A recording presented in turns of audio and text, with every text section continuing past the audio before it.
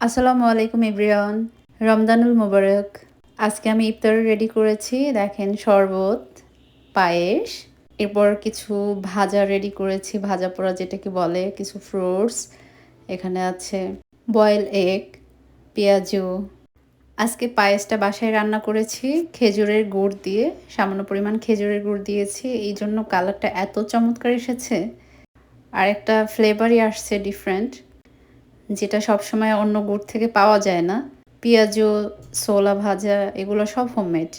আজকে আলুর চপ, বেগুনি এগুলো রেডি করিনি।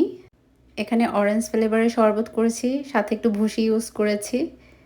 ভুসিগুলো স্বাস্থ্যের জন্য অনেক বেশি হেলদি, তাই এগুলো ইউজ করলাম। আর সামান্য কিছু ফল, খেজুর এগুলো রেখেছি।